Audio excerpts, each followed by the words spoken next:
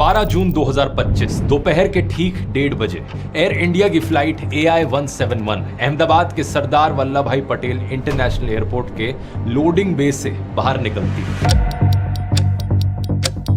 अब वैसे तो इसे दोपहर के 1:10 पर ही लंदन के लिए उड़ान भर लेनी चाहिए थी, लेकिन आज ये फ्लाइट लेट थी। यहां इस्तेमाल किया जा रहा था बोइंग का 787 ड्रीम लाइनर हवाई जहाज और इस दिन ये इस प्लेन की पहली फ्लाइट नहीं थी। इससे पहले करीब 12 घंटे पहले ये प्लेन पेरिस से दिल्ली आया था और फिर सुबह इसने दिल्ली से अहमदाबाद की फ्लाइट ली। इसी फ्लाइट में बैठे थे एक पैसेंजर आकाश वत्सा, जिन्होंने एक बड़ी ही अजीब चीज नोटिस करी। इन्होंने देखा कि प्लेन के विंग फ्लैप्स लगातार ऊपर नीचे हो रहे थे और प्लेन का एसी भी ठीक से काम नहीं कर रहा।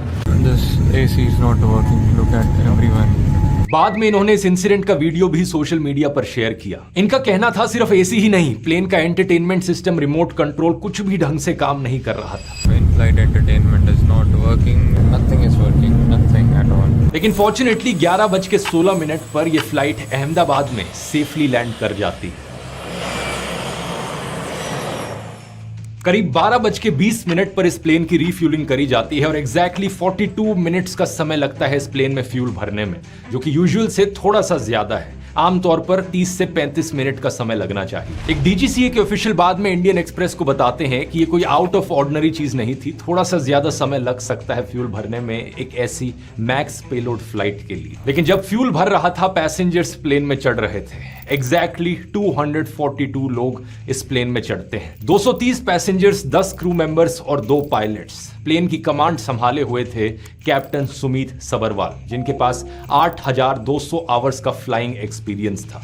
इनके साथ थे को पायलट क्लाइव कुंदर, जिनके पास 1100 घंटे का फ्लाइंग एक्सपीरियंस था। दोपहर के 1:31 पर यह प्लेन एक्टिव रनवे की तरफ जाना शुरू करता है। 1:34 पर अहमदाबाद के एयर ट्रैफिक सर्विसेज से इसे टेक ऑफ की परमिशन मिल जाती है और ठीक 1:38 और 24वें सेकंड पर इसके सारे प्री चेक फ्लाइट चेक्स पूरे हो जाते हैं। टेक ऑफ करने से ठीक पहले किसी भी तरह की कोई वार्निंग नहीं थी। रनवे चेंज, थ्रस्ट मॉडिफिकेशन और फ्लैप एडजस्टमेंट की कोई भी रिक्वेस्ट नहीं आई थी। वेदर भी ठीक था और विजिबिलिटी भी अच्छी थी। टेम्परेचर थोड़ा ज्यादा था लेकिन ऑपरेशनल लिमिट के अंदर था। ये प्लेन रनवे नंबर 23 पर जाकर अपनी पोजीशन ले लेता है। 1:48 और 44वें सेकंड पर यह प्लेन रनवे नंबर 23 से टेक ऑफ कर जाता है।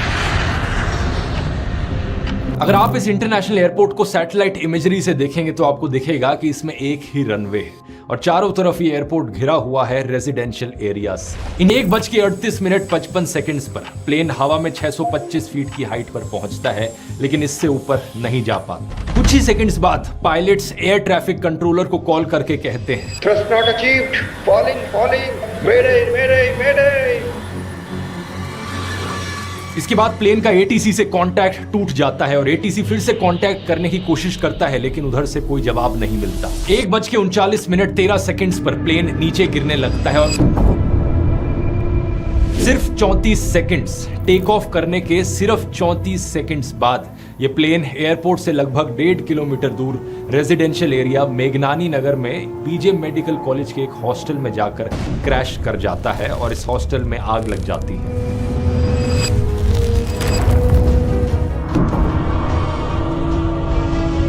हॉस्टल में इस वक्त लंच ब्रेक चल रहा था और लगभग 35 स्टूडेंट्स कैंटीन में जमा थे।